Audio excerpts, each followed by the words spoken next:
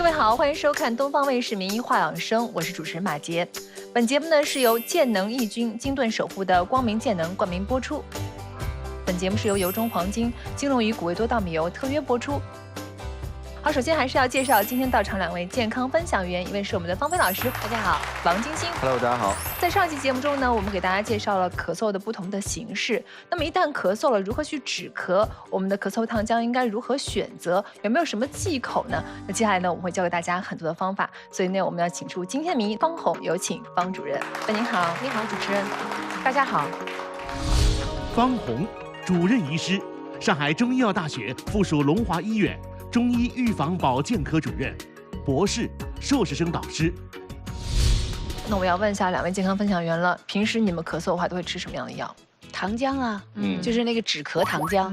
然后我就没有，不是说盯着一种，我是换很多的种类。我是喝那个川贝，然后我自己后来自己换了一个叫蛇胆的那个，那个还行。基本上一般的感冒，大家都会自己在家里面吃一些药来应对的。对。所以呢，很多的网友呢也提出了很多的问题，我们来看一下啊。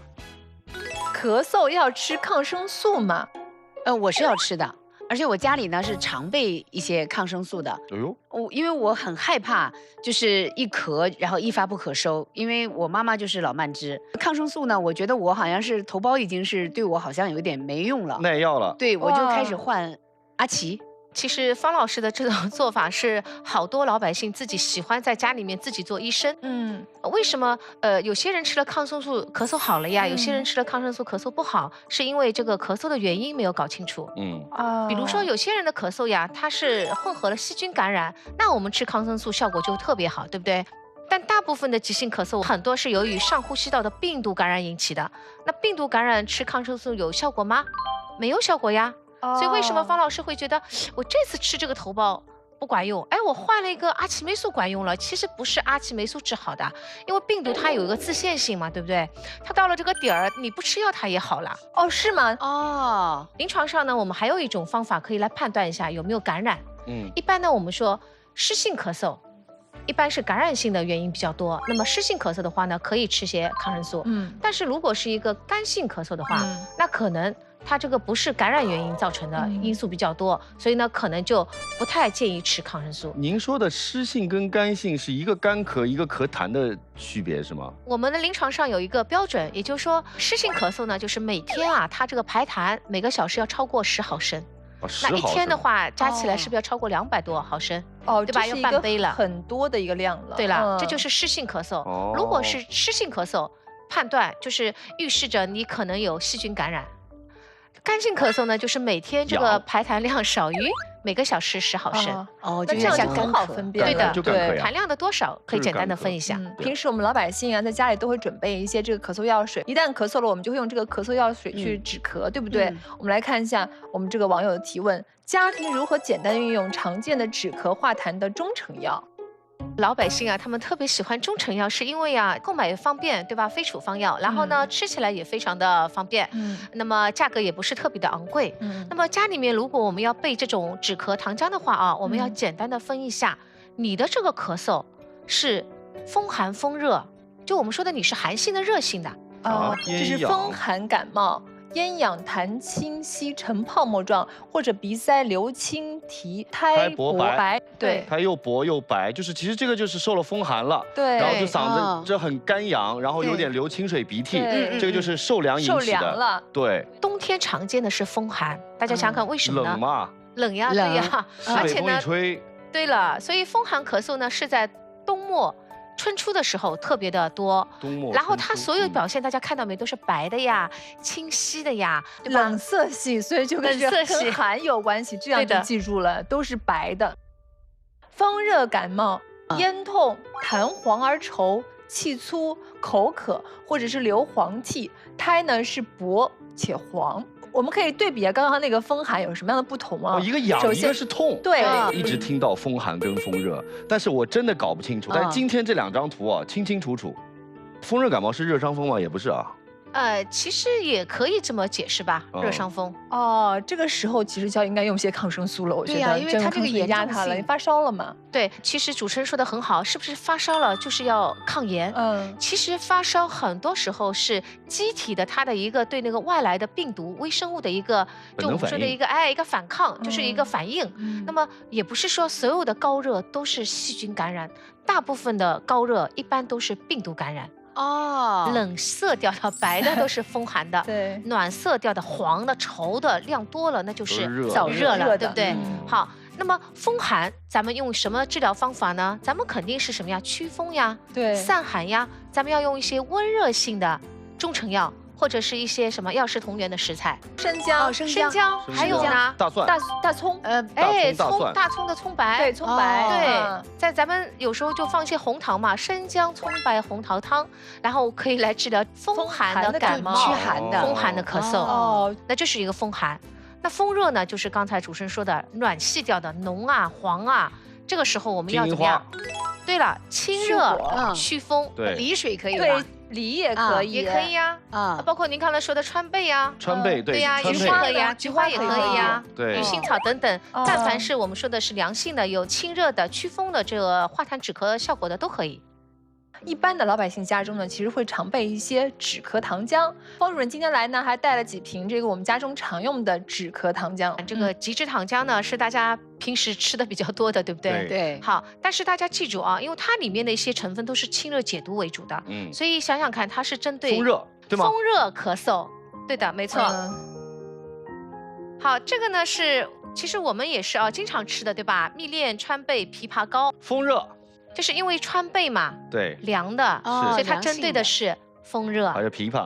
对，所以其实我们有的时候会吃错，因为经常这个家里都有川贝枇杷膏嘛，不管风寒风热，统一都是吃川贝。对呀，所以我们都吃错了。对，我们是要看里面的成分吗？对，要看成分。所以像这个半夏止咳糖浆，或者我们小时候吃的半夏露，对不对？对，它是温性的，里面好多都是温性的药物，它是治疗风寒咳嗽。对了，对。包括像这个宣肺止咳合剂，它里面也是一些荆芥呀、桔梗呀、紫苑呀、陈皮呀，温性的为多，所以它也是针对我们说的这个风寒咳嗽。你们平时在家里面这个咳嗽药水是怎么喝的？有那个小量杯的嘛，有那个刻度量杯，告诉你喝多少。但是我每一次我都要多喝一点，所以我就是每一次睡觉之前呀，多喝一点。方老师有一个喝那个药水很不好的习惯。本节目呢是由健能益菌金盾守护的光明健能冠名播出。方老师有一个喝那个药水很不好的习惯，晚上睡觉前要喝一口。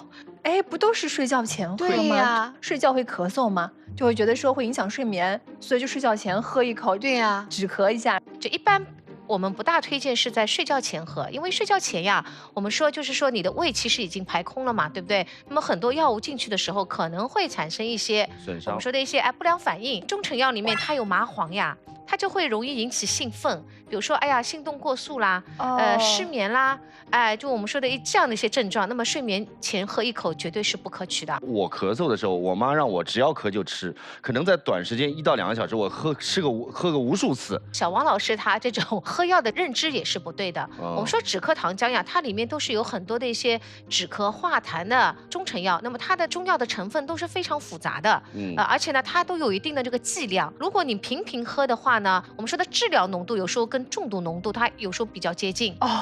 所以但凡大家知道这个中成药其实也还是有副作用的，所以它的治疗量我有一次半瓶都没了，就咳得很厉害。有些中成药里面它还有一些它要催吐出来的化痰，那多喝的话对胃也是有影响的。还有一些咳嗽药水，大家以为是中成药，但它不是中成药，像复方甘草合剂，对吧？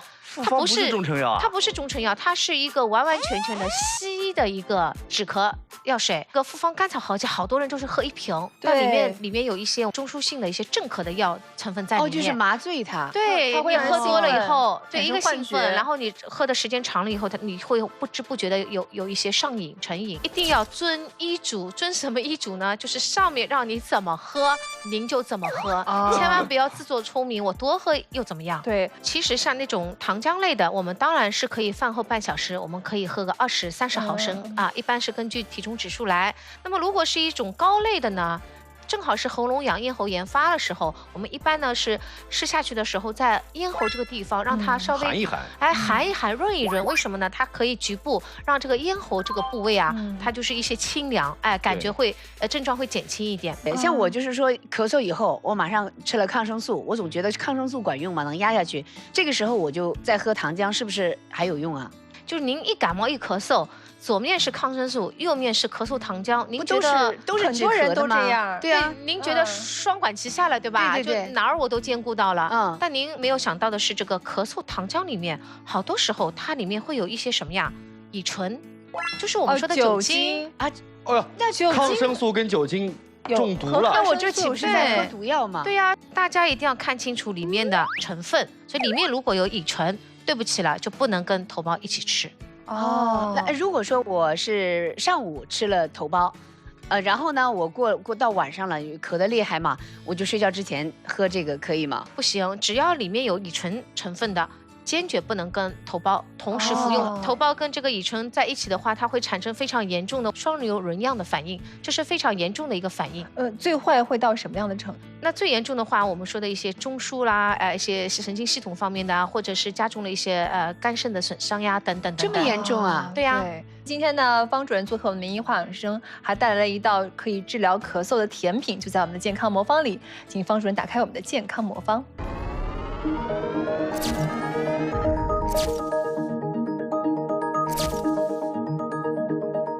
也是一个梨，对，我今天带来了花椒蒸梨。花椒蒸梨，对，辣的。我们先来看一下啊，您说的这个花椒蒸梨里面有什么？我们看一下好吗？哦，就是花椒和梨，花椒和梨在一起。我来尝一下。来，方菲老师，您尝一下好吗？好的，这个花椒也吃掉吗？不用吃，喝里面的水，吃那个梨肉就可以了。对，味道怎么样？辣的吧？有一点麻麻的、辣辣的那种感觉。有吃到梨的甜味吗？梨的甜味有的，而且平时呢，像我也是比较偏重于喜欢吃这个麻辣的东西，也很符合我的胃口。我们之前说的是川贝，然后您今天带来的是花椒，这两种有什么不同？那今天我带来这个花椒呢，它的功效呢是温中祛寒、除湿止痛，所以它是温的，所以呢它针对的是一个什么呀？风寒。它川贝是凉的、清热化痰的，所以它针对的是一个风热。所以同样是一个梨嘛，我们当中的这个食材不一样，功效完全可以相反。那这个花椒蒸梨应该怎么做呢？其实呀，这个制作花椒蒸梨啊，跟那个川贝炖梨差不多。这个梨对吧？花椒、冰糖。花椒呢，咱们就选6颗，小小的，不要太多。把这个梨削掉，当中的囊挖掉，然后把这个花椒洗干净，5、6颗放进去，冰糖放进去，然后把盖子放上去，用竹签穿上，然后呢再隔水蒸。一般蒸20到30分钟就可以。很多时候老百姓一直觉得梨它是有润肺止咳化痰的功效，对不对？其实它的这个背后的原因是什么呢？梨啊，它100克里面88克都是水，所以它体现的是一个水稀释痰液的这样的一个功效，对不对？而且呢，它里面还有这个膳食纤维。有时候急性感冒的时候，咳嗽时候会便秘，所以我们吃了一些梨，它会怎么样？润肠，润肠。然后我们就说，哎呀，这个肠通了，咳嗽气有就下去了，对不对？上下利了。以前一直说这个咳嗽要吃梨，但是都不知道为什么要吃梨。今天算明白了啊。这个风寒感冒初期啊，3天里面我们可以每天吃。好，我们再来看一下还有哪一些网友提问。咳嗽要忌口吗？不用说了，肯定要忌口啊，这肯定要忌的。我觉得辣的肯定不能吃其实我认为是要忌口的。刚才说了，咳嗽有很多原因，对不对？如果是一些食物引起的食物性的过敏，需不需要忌口呢？什么原因造成的，对吧？咱们要远离它，这就是一些忌口。我们吃的东西有那么多，对不对？还有那么多的一些东西，几十万种，要靠自己记录下来。比如说我吃了什么东西，咳嗽加重了，又发哮喘了，我对它过敏了，拿本小本子记录下来。是这样子。另外一种忌口是什么呢？风寒风热没搞清楚，对不对？对。明明是个风寒的一个咳嗽，他就拼命的吃一些冰水呀、菊花呀、蒲公英啊、雪上加霜，对，越来越凉，然后症状会越来越严重。所以这也是我们认为的一种忌口，就是它的这个症变错了。对，所以我们要辩证来忌口。其实慢性咳嗽里面最容易忽略的，其实还有一个是胃的食管反流。哦，对，很难受的那个。如果是胃食管慢性反流的这种咳嗽病人，记住你吃东西啊，这种辣的、甜的、刺激性的，尽量要少吃，因为一吃了分泌胃酸，胃酸一分泌，哎呦，这个烧灼感、火烧一样的感觉，咳嗽就出来了。我们再来看一下，还有什么网友提出的问题？来，有哪一些方法可以预防冬季反复咳嗽？我知道，来，到南方去度个假。过个暖冬。但凡冬季的慢性的反复咳嗽，我们一定要搞清楚什么原因造成的。比如说过敏，那咱们就远离过敏源啊。如果是感染，那么就提高自己的免疫力。那如果是一些职业原因引起的，那么我们要做好自我防护，对不对？好，原因搞清楚了，我们有没有什么方法来可以提高自己的免疫力呢？我们中医啊有一句话叫“正气存内，邪不可干”，对不对？如果免疫力上去了，病毒呀、细菌呀、支原体、衣原体呀、过敏因素通通过来，您正气很足，它也不会引起这个咳嗽，所以这个是很关键。今天呢，是方医生带来一位古方经方，请我们的方主任打开我们的健康魔方。有什么宝贝？哎，不会吧？像是粥，对，这像是粥嘛。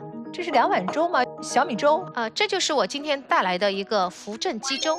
好，一听到扶正这2个字，我就联系到前面这个方主任说的要扶正气。这道食疗呢，里面隐藏着我们中医的一个非常经典的一个古方，提高免疫力的扶正的，特别适合在冬季啊，就是经常慢性咳嗽的这样的一批病人。哦，那什么样的古方呢？答案就在我们的小魔方里，我们来看一下啊。这张古方的名字叫玉屏风散，它呢是由3味药组成的，黄芪、白术与防风。然后它们的比例呢，就是说黄芪、白术是12克12克，那么防风就是6克。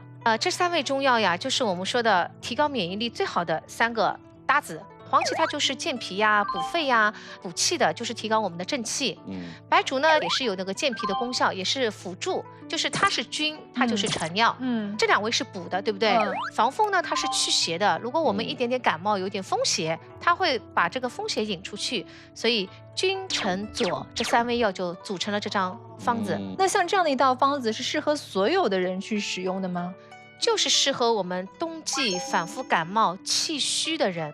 这道食材呢，其实是给还没有感冒的、没有咳嗽的人吃，预防的，哦，这是一个药膳。对，所以它叫的是玉屏风，它就很珍贵，像宝玉一样的屏风啊，抵御外邪，那是扶正气、去邪气，这样呢就不会容易感冒了，是不是？对。好，既然是2碗，那先请2位健康分享员来品尝一下啊，这么好，看看有什么样的味道。怎么样，方老师有什么味道？真的，它那个汤汁啊，黏黏的、稠稠的，然后又有那个米香非常好。啊，有药味吗？有一点，有一点，有淡淡的。它那个粥的黄芪的那个味道是从后调，从后面的后味，所以散发到你嘴里的。因为原来我喝那个鸡汤的时候啊，其实我有一些不适应，因为它是那个黄芪的味道会盖过鸡本身它的汤味。其实呢，我们说的药膳一定要控制药材的这个量，所以我刚才反复说了，我们一般呢是黄芪和白术12克就可以了，防风6克，这样煲的汤啊、粥啊，中药的香味就非常的淡，不会喧宾夺主。好吃，好吃，好吃。对，这个扶正鸡粥怎么做呢？本节目呢是由健能益菌金盾守护的光明健能冠名播出。本节目是由由中黄金、金龙鱼谷维多稻米油特约播出。我们这个扶正鸡粥怎么做呢？我们呢一般是选用这个玉屏风啊，刚才说了3味药材，对吧？我们把它洗干净以后放在这个药包里面，然后呢跟这个鸡粥一起煮，煮了以后呢，就是我们说的气虚质的小朋友呀、老年人呀，经常冬天要咳嗽的呀，我们经常拿来喝。提高免疫力其实呀，这次的这个新冠疫情的过程中，钟南山院士他其实也是推荐了玉屏风颗粒，就是玉屏风散，作为我们提高这个免疫力、扶正祛邪的方子。好，吃完了是吧？吃完了，2个不但吃完了，还要学会了，回家给家人一起做起来，对吗？在冬季呢，预防咳嗽呢，我们学到很多的方法。那今天呢，非常感谢我们的方主任做客的名医化养生，也谢谢我们的2位健康分享员。同时，电机器人的观众如果想了解更多的健康方常识呢，也可以关注我们的微信公众号东方卫视民营话养生。好了，今天节目就这样了，非常感谢您的收看，我们下期再见，拜拜。